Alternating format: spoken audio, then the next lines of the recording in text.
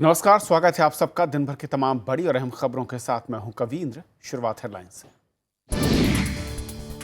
भारत रूस के बीच शिखर वार्ता संपन्न। ऊर्जा सुरक्षा, व्यापारिक सहयोग और आतंकवाद समेत कई मुद्दों पर चर्चा। मेक इन इंडिया के तहत प्रधानमंत्री का निवेश पर जोर। वित्त मंत्री अरुण जेटली ने दिल्ली के मुख्यमंत्री की भाषा पर उठाए सवाल। ब्लॉग में लिखा, किसी को भी अभद्रता का अधिकार नहीं। आम आदमी पार्टी ने कहा, अपने नेताओं को संभाले बीजेपी। कीर्ति आजाद के समर्थन में सुब्रमण्यम स्वामी। पूछा, क्रिकेट का मुद्दा पार्टी अनुशासन में कैसे। आजाद ने की प्रधानमंत्री से दखल की मांग।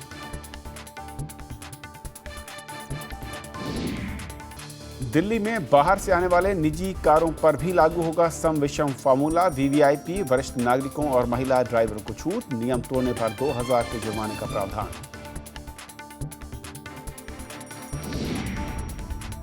सऊदी अरब के अस्पताल में भयानक आग, 31 की मौत, 100 से ज्यादा घायल। जांच के आदेश।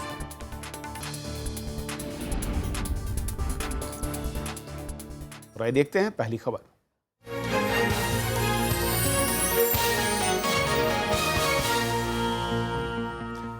बाहर से दिल्ली आने वाले सभी निजी कारों पर सम विषम फार्मूला लागू होगा। मुख्यमंत्री अरविंद केजरीवाल ने आज इसका ऐलान किया। उन्होंने कहा कि दोपहिया और सीएनजी गाड़ियां इस फार्मूले में शामिल नहीं हैं, लेकिन नियम तोड़ने वालों पर 2000 रुपए का जुर्माना लगाने का प्रावधान होगा। जनता को सहयोग करना पड़ेगा। मुख्यमंत्री अरविंद केजरीवाल ने गुरुवार को सम विषम योजना का खाका पेश किया। इसकी अधिसूचना सोमवार को जारी होगी। 1 से 15 जनवरी तक ये योजना रविवार को छोड़कर हर दिन सुबह 8 से रात 8 बजे तक लागू होगी। एक अच्छी शुरुआत है, शुरू करते हैं। एक्सपीरियंस जैसे जैसे रहेगा, उसके बाद टू व्हीलर्स को भी बाद में इंक्लूड कर लेंगे जब हमें लगेगा कि इस कैपेसिटी बढ़ गई है। मुख्यमंत्री ने बताया कि ये नियम न केवल दिल्ली की बल्कि दूसरे राज्यों से आने वाली गाड़ियों पर भी लागू होगा। हालांकि आपातकालीन सेवाओं जैसे एम्बुलेंस, दमकल, पुलिस, परिवहन विभाग को इस नियम से बाहर रखा गया है। इसके अलावा सीएनजी और दोपहिया वाहनों के साथ महिला ड्राइवरों और विशेष रूप से सक्षम लोगों को ले जाने वाले वाहनों को भी छूट मिलेगी। वीवीआईपी हस्तियों को योजना से बाहर रखा गया है, लेकिन दिल्ली के मुख्यमंत्री पर सम विषम नियम लागू होगा। लोगों को परेशानी से बचाने के लिए 10,000 ऑटो और 6,000 अतिरिक्त बसें 1 जनवरी से सड़कों पर उतारने की योजना है। वहीं यातायात प्रबंधन के लिए 10,000 स्वयंसेवक भी लगाए जाएंगे। ये तकलीफ हमारे लिए ही है, आपस में हम सब लोगों के लिए तकलीफ उठा रहे हैं। इसमें सरकार को कुछ भी नहीं मिलने वाला। हम सब लोगों को अच्छी हवा मिल सके, अच्छा पर्यावरण मिल सके, तो इसमें सबको पार्टिसिपेट सब लोग करें, मेरी ऐसी सब लोगों से अपील है। बीजेपी ने कहा है कि इस योजना को जमीन पर उतारना सबसे बड़ी चुनौती है। वहीं कांग्रेस का मानना है कि इससे लोगों की मुश्किलें और बढ़ेंगी। असली बात है कि इसकी इम्प्लीमेंटेशन कैसे होगी। और जहां तक ऑड इवन की बात है, इसमें कई कठिनाइयां आ सकते हैं यदि दिल्ली सरकार एक अच्छे पॉजिटिव मंशा के साथ बिना किसी पे आरोप लगाए हुए सबके साथ काम करे, अलग एजेंसीज के साथ, नहीं तो दिक्कतें पैदा होंगी। 1 से 15 के बीच में एक असामान्य जीवन पर आप कोई एक पद्धति को चलाएंगे तो उसका एक असर होगा, लेकिन एक ऊपर से नीचे मिलके केवल नाटक होगा और ना इसका कोई सकारात्मक असर होगा। इसमें कोई भी दूरगामी ना हम कोई अनुभव ले पाएंगे। दिल्ली में करीब 20 लाख कारें हैं। इस योजना के बाद 1 जनवरी से आधी कारें सड़कों पर नहीं उतरेंगी। इससे प्रदूषण और जाम से निजात मिलने की उम्मीद है। विपिन चौहान, राज्यसभा टीवी। और दिल्ली सरकार के इस फॉर्मूले पर लोगों की राय क्या है, ये भी सुन लेते हैं। कार पे फ्रीक्वेंटली ट्रेवल कर पाते थे, अपनी मर्जी से जा पाते थे, even if you have to board a bus from some point, but अब सोच रहे हैं 2 व्हीलर पे धक्के खाने पड़ेंगे। अपनी स्किन बचाने के लिए सुप्रीम कोर्ट का क्लू लेकर के एक तुगलकी फरमान है, इससे ज़्यादा कुछ नहीं है। इसी बहाने पता लग जाएगा कि क्या इम्पैक्ट आ रहा है। तो मेरे ख्याल से इतने जल्द लोग जिस तरह रिएक्शन दे रहे हैं कि नहीं ये गलत है, दिस एंड दैट, क्रिटिसाइज करने से पहले एटलीस्ट एक बार हमें देखना चाहिए कि इसका इम्पैक्ट क्या आता है। क्या पता कुछ अच्छा एक ऑल्टरनेटिव और निकल के आए। अभी तो ये 15 दिन के लिए तो है। Let us see, people are working in IITs and all, they will suggest some ways to curb the pollution. Metro use करेंगे, मतलब आप वर्क प्लेस के पास मेट्रो, जिनके पास, हमारे पास पॉसिबिलिटी है मेट्रो यूज़ करने की, तो वी विल ट्राई। तो दिल्ली सरकार के इस सम विषम फार्मूले पर और बातचीत करेंगे। लोगों की अलग अलग राय है, राजनीतिक दलों की अलग अलग प्रतिक्रियाएं या फिर हमले हैं, लेकिन हम समझने की कोशिश करेंगे कुछ ऐसे पहलुओं को कि क्या इससे बेटर कोई और उपाय हो सकता है या होना चाहिए। हमारे साथ आम आदमी पार्टी की विधायक और नेता अलका लांबा है। अलका, स्वागत है आपका। अलका, राजनीति से अलग हटके ये तो मानना पड़ेगा कि अच्छा कदम कहें या बुरा कदम कहें, लेकिन ऑप्शंस बहुत कम थे, उनमें से एक ऑप्शन को आपकी सरकार ने चुना है। मैं एक एक करके उन पॉइंट्स पर आता हूं जो लोगों के मन में संशय सवाल हैं। पहला सवाल, कोई भी शख्स अगर इन 15 दिनों के अंदर या 1 से 15 के बीच में दिल्ली से दूसरे राज्य का कोई शख्स और गाड़ी लेकर आता है, उसके पास एक ही गाड़ी है, अगर वो इवन ऑड वाले फॉर्मूले पर मैच नहीं करता है, तब वो क्या करेगा? दिल्ली में किसी रिश्तेदार के घर जाना है या किसी जगह काम उसको है तो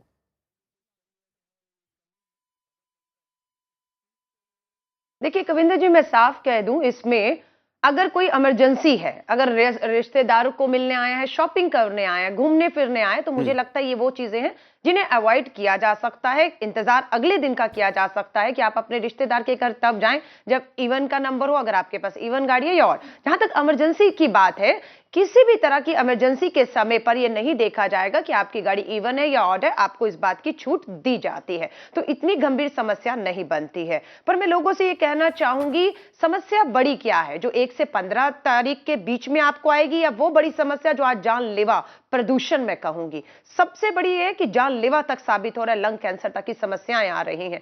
तो मुझे लगता है पूरे भारत में अगर आप देखेंगे, प्रदूषण से लड़ने के लिए हमें पिछले सालों की सरकारों से कोई बड़े उदाहरण देखने को नहीं मिले।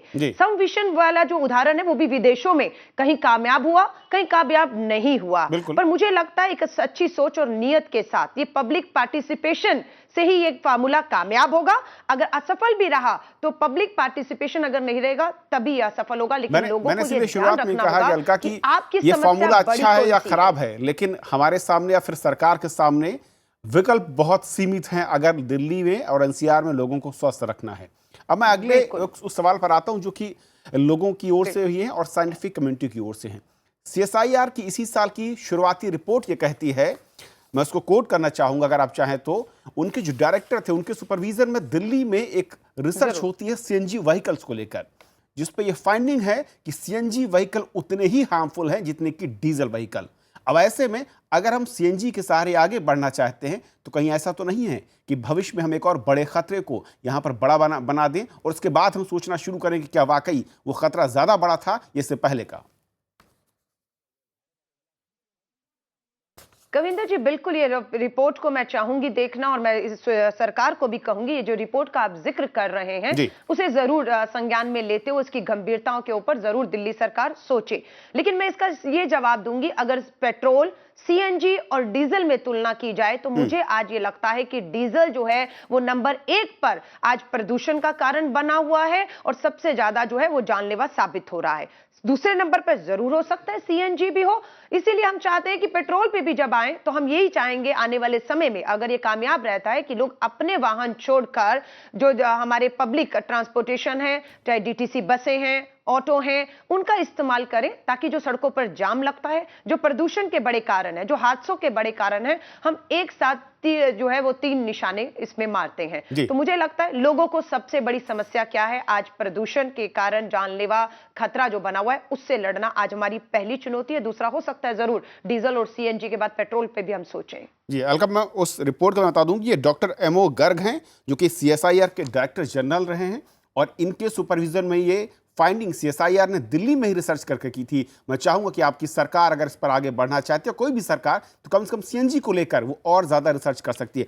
अब एक और जो अहम सवाल है दूसरे ऑप्शंस को लेकर, रविंदर जी मैं उम्मीद करूंगी मिस्टर गर्ग जो हैं उन्होंने सुझाव भी जरूर दिए होंगे, क्योंकि ये बहुत जरूरी हो जाता है। आज समस्याएं हर एक के पास में है, उस समस्याओं की गंभीरता हम सब जानते हैं, लेकिन हल क्या है? उम्मीद करती हूँ गर्ग साहब ने अगर इस गंभीरता को सामने लाया है कि डीजल जितना खतरनाक है, सीएनजी भी उतनी खतरनाक है, तो हल क्या है? उम्मीद करती हूँ हल भी उन्हीं के पास होगा। जरूर हम इस रिपोर्ट को गंभीरता से उम्मीद करते हैं हमारी सरकार लेगी। दूसरा जो एक अलका बात, क्योंकि हम लगातार जिन पैटर्न को फॉलो कर रहे हैं या फिर जो हम सेट कर रहे हैं ये फॉर्मूले इस तरीके के, विदेशों में कई शहरों में इनको लागू किया गया है, लेकिन उन शहरों के मुकाबले आप भी मानेंगे कि हमारे देश में जो इंफ्रास्ट्रक्चर है यानी कि जो ट्रांसपोर्ट सिस्टम है वो उस कैपेसिटी का नहीं है जितनी हमारी पॉपुलेशन है उसको कैरी करने के लिए।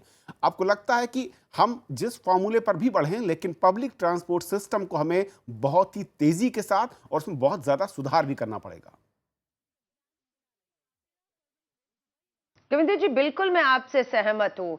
दिल्ली में आम आदमी पार्टी सरकार को आए अभी साल भर भी नहीं हुआ है। चुनौतियां बहुत हैं, मैं इस बात से इत्तेफाक रख रही हूँ, मान रही हूँ कि पिछली सरकारों को जो पब्लिक ट्रांसपोर्टेशन के ऊपर जोर देना चाहिए था, आबादी जो बढ़ रही है, जरूरतें बढ़ रही हैं, उसके मद्देनजर एक 10 और 20 साल दूरदर्शिता के साथ सोचते हुए जो प्लान ऑफ एक्शन और जरूरतें आज पूरी होनी चाहिए थी वो नहीं हुई हैं। लेकिन मैं ये कहूंगी, हम पब्लिक ट्रांसपोर्टेशन को दुरुस्त करेंगे तब हम प्रदूषण से लड़ेंगे, तो मुझे लगता है नहीं, हमें समय गवाए बिना दोनों चीजों को निरंतर पैरेलल जो है एक दूसरे के समांतर आगे बढ़ाने की आवश्यकता है। प्रदूषण से भी लड़ना होगा, सम और विषम कार्य जैसे फार्मूलों को भी अप्लाई करना होगा, और कोई इसमें दो राय नहीं, हमें जो है निरंतर प्रयास करते हुए पब्लिक ट्रांसपोर्टेशन को भी दुरुस्त करना होगा। और मैं यकीन दिलाती हूं लोग साथ देंगे। सम विषम कार्यों में जो सरकार का काम है, सरकार अपने 5 सालों में दूरदर्शिता के साथ आने वाले 10 सालों में कितनी आबादी होगी, कितनी जरूरतें होंगी, उसे देखते हुए मुझे पूरा यकीन है दिल्ली सरकार आज ही उस पर काम करना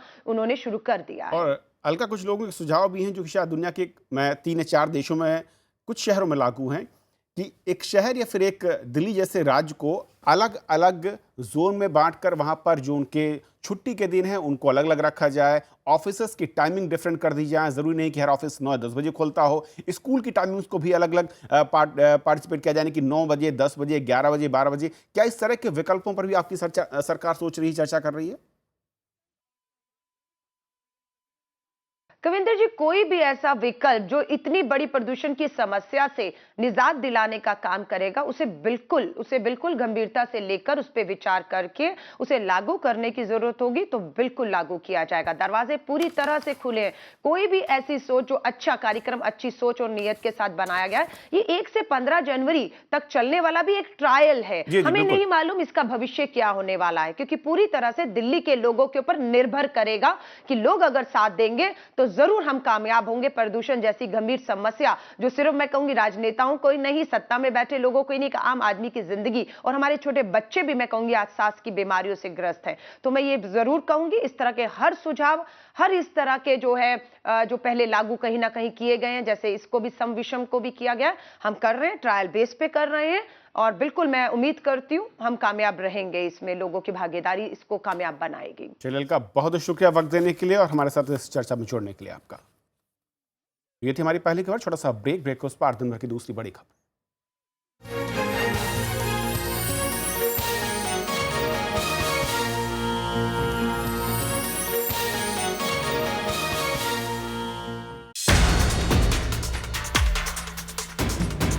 प्रधानमंत्री का रूस दौरा, रूस के राष्ट्रपति से मुलाकात, ऊर्जा और सुरक्षा क्षेत्र में समझौते।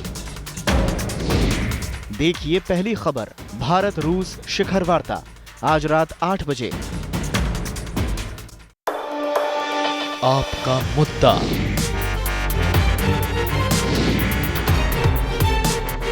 आपका हाथ,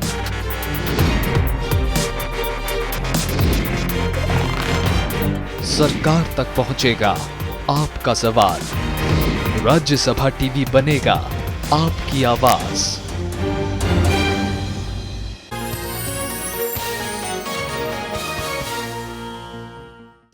प्रधानमंत्री नरेंद्र मोदी 2 दिन के रूस दौरे पर हैं, जहां इस समय दोनों देशों के बीच शिखर वार्ता जारी है और ये बैठक मॉस्को के क्रेमलिन में चल रही है, जहां दोनों देशों के बीच कई अहम करार होने हैं, जिनमें भारत और रूस के बीच रक्षा, ऊर्जा और कृषि व्यापार के क्षेत्र में सहयोग, आतंकवाद के खिलाफ लड़ाई, संयुक्त राष्ट्र में सुधार का मुद्दा भी शामिल है।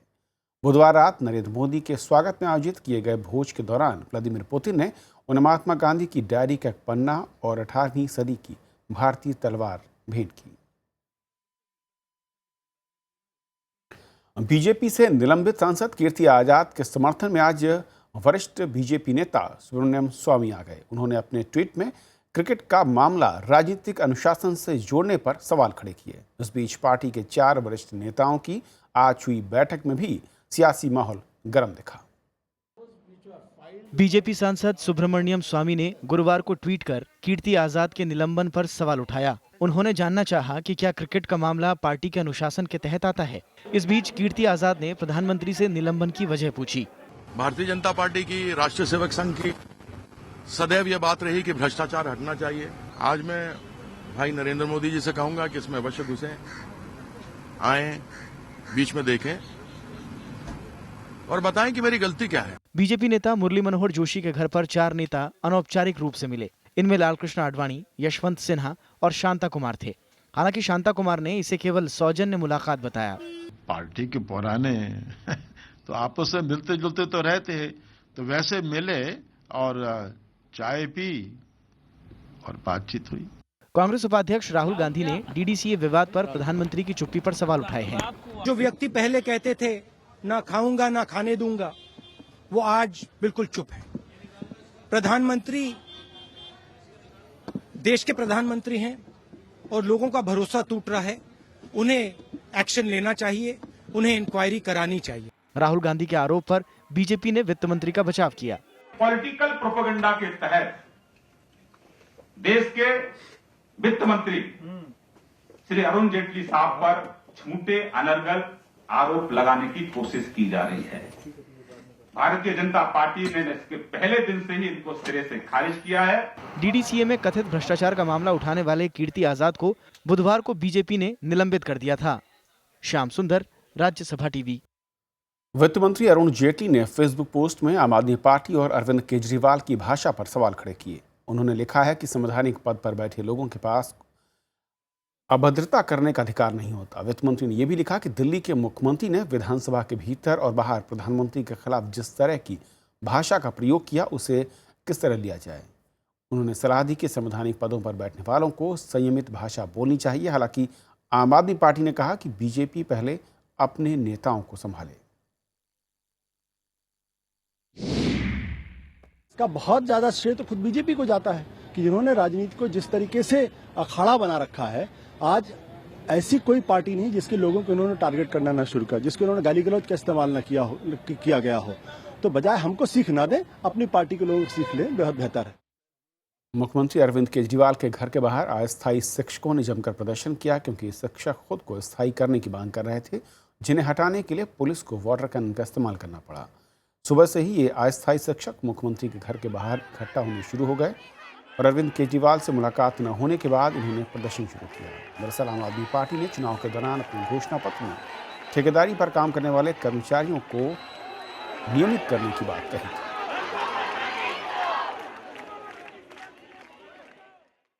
वल्फा महासचिव गोलक बरुआ उर्फ अनूप चेतिया को आज गुवाहाटी सेंट्रल जेल से रिहा कर दिया गया। पुलिस ने ये जानकारी दी है। बुधवार को ही चेतिया को उसके खिलाफ दर्ज 4 आखिरी मामलों में जमानत मिल गई थी, जिससे उसकी जेल से रिहाई का रास्ता साफ हो गया था। बांग्लादेश ने चेतिया को भारत के सुपुर्द किया था। सीमा पार घुसपैठ, फर्जी पासपोर्ट रखने और अवैध तरीके से विदेशी मुद्रा अपने पास रखने के आरोप में बांग्लादेश की पुलिस ने चेतिया को 1997 में गिरफ्तार किया था और तब से वो वहां की जेल में बंद था। गृह मंत्री राजनाथ सिंह ने कहा है कि सरकार सीमा पर निगरानी तंत्र को और मजबूत करने के लिए काम कर रही है और इसके लिए सरकार सशस्त्र सीमा बल के गैर वर्दीधारी कर्मियों की सुविधाएं वर्दीधारियों के बराबर करने पर भी विचार हो रहा है। गृह मंत्री आज दिल्ली में आयोजित सशस्त्र सीमा बल के 52वें स्थापना दिवस कार्यक्रम में बोल रहे थे। इस मौके पर गृह मंत्री ने भारत नेपाल सीमा पर मानव तस्करी रोकने, राष्ट्र विरोधी तत्वों पर लगाम लगाने और अवैध कारोबार रोकने के लिए एसएसबी की भूमिका को सराहा।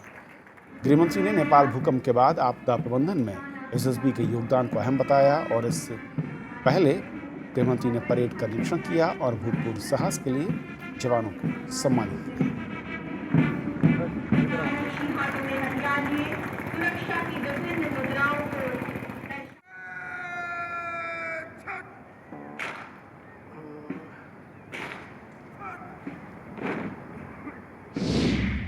एसएसबी का बहुत बड़ा कंट्रीब्यूशन है भारत नेपाल और भारत भूटान सीमाओं की सुरक्षा में, और साथ ही साथ सोशल वेलफेयर से रिलेटेड भी काम सशस्त्र सीमा बल करता रहा। सशस्त्र सीमा बल की उत्कृष्टता दिनों दिन बढ़ती जा रही है, इसलिए सशस्त्र सीमा बल बधाई का पात्र है।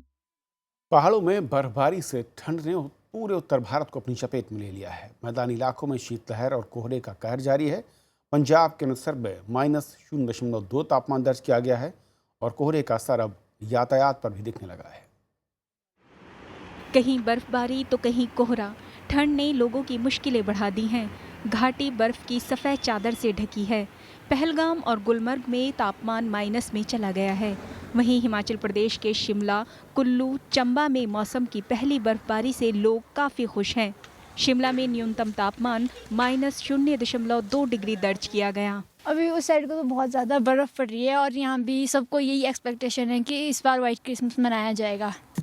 बर्फबारी की वजह से स्थानीय व्यापारी काफ़ी खुश हैं। क्रिसमस और नए साल से पहले हुई बर्फबारी से सैलानियों की तादाद में काफ़ी इजाफा हुआ है। हम चाहते हैं कि यहाँ और बर्फ़ गिरे, क्रिसमस भी आ रहा है, नए साल नया साल भी आ रहा है और टूरिस्ट ज़्यादा आएंगे और शहरवासियों को भी फ़ायदा होगा और टूरिज़्म इंडस्ट्री को भी इससे फ़ायदा होगा।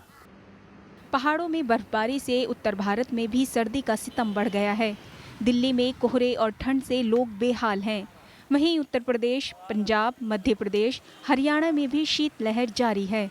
अमृतसर में तापमान 0 से नीचे चला गया है, तो वहीं हरियाणा में नारनौल सबसे ठंडा इलाका रहा। ठंड तो बहुत ज़्यादा है, इस बार तो बहुत ज़्यादा ठंड है जी। ऐसे लगता है जैसे पहाड़ों में बर्फबारी हो गया है। इधर तो कोहरा तो कम है पर हाथ पैर बहुत सुन्न हो रहे हैं जी। कोहरे से सड़क, हवाई और रेल यातायात पर भी खासा असर पड़ा है। ट्रेन यहाँ पे 1.5 घंटा लेट आई है। काफ़ी कोहरा छाया हुआ है और यहाँ पे काफ़ी धुंध सी लग रही है और बहुत काफ़ी ठंडी है और इस कारण से ट्रेन 1.5 घंटा लेट आई है। फिलहाल लोगों को ठंड से राहत मिलती नजर नहीं आ रही। मौसम विभाग के मुताबिक अभी सुबह और रात के तापमान में और कमी आएगी। Bureau report, Rajya Sabha TV. Saudi अरब में एक अस्पताल में आग लगने से 31 लोगों की मौत हो गई, जबकि 100 से ज़्यादा लोग घायल हुए हैं। आग दक्षिणी सऊदी अरब के जजान जनरल हॉस्पिटल के आईसीयू और जच्चा बच्चा केंद्र में लगी। आग पर काबू पा लिया गया। हालांकि आग लगने के कारणों का पता नहीं चला है, उसके लिए जांच हो रही है।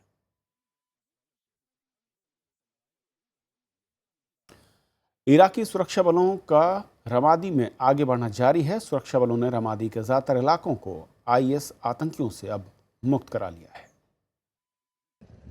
इराकी सेना ने अनबार प्रांत की राजधानी रमादी के ज्यादातर इलाकों पर फिर से कब्जा कर लिया है। सेना और आईएस के बीच कड़े संघर्ष के बाद सेना को यह कामयाबी हासिल हुई। रमादी पर सेना का कब्जा आईएस संगठन के लिए बड़ा झटका है।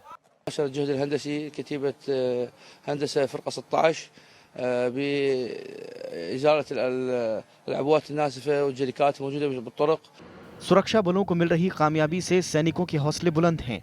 معنوياتنا عالية تصير وعدنا إن شاء الله نتقدم لمنطقة الرمادي بالكامل وإحنا هسه حاليا بمنطقة التأمين। राजधानी बगदाद से 100 किलोमीटर दूर इस शहर पर कब्जे के लिए सेना ने नवंबर में अभियान शुरू किया था। ये आईएस से छुड़ाया जाने वाला दूसरा प्रमुख शहर है। अप्रैल में तिकरित पर कब्जे के बाद ये इराकी सुरक्षा बलों को मिली बड़ी कामयाबी है। रमादी पर कब्जे के बाद सेना की कोशिश फलूजा को आतंकियों से मुक्त कराने की होगी। Bureau report, Rajya Sabha TV. Italy के मिलान शहर में प्रदूषण की वजह से 28 से 30 दिसंबर तक के लिए सड़कों पर चलने वाले वाहनों पर रोक लगा दी गई है।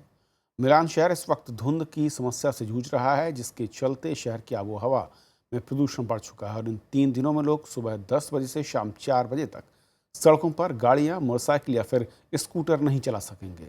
इस दौरान लोगों को पूरे दिन के लिए €1.5 का एक विशेष टिकट जारी किया गया है और उसके जरिए लोग सार्वजनिक परिवहन का इस्तेमाल कर सकेंगे। आपको बता दें कि मिलान में बारिश न होने की वजह से बीते कुछ हफ्तों में प्रदूषण में तेजी के साथ बढ़ोतरी हुई है। पैगंबर मोहम्मद साहब की यौम पैदाइश यानी कि ईद मिलादुन नबी आज भारत समेत दुनिया भर में मनाया जा रहा है। इस मौके पर राष्ट्रपति प्रणब मुखर्जी और उपराष्ट्रपति मोहम्मद हामिद अंसारी ने देशवासियों को शुभकामनाएं दी। राष्ट्रपति ने अपने संदेश में कहा कि पैगंबर मोहम्मद साहब के उपदेश में मानवता के कल्याण के लिए काम करने और भाईचारे की प्रेरणा देते हैं। उपराष्ट्रपति ने संदेश में कहा है कि पैगंबर मोहम्मद साहब का जीवन और उनके उपदेशों से दया, सहनशीलता और आपस में सद्भाव बनाए रखने की शिक्षा मिलती है। कल क्रिसमस है और देश और दुनिया के बाजारों में रौनक है। लोग सांता क्लॉज की ड्रेस, मास्क, तारा, क्रिसमस ट्री और केक्स में दूसरे सामान की खरीदारी में जुटे हैं और क्रिसमस के मौके पर गिरजाघरों में विशेष सजावट की गई है और आज आधी रात को 12 बजे चर्च में प्रार्थनाएं होंगी और कैरल्स गीत गाए जाएंगे।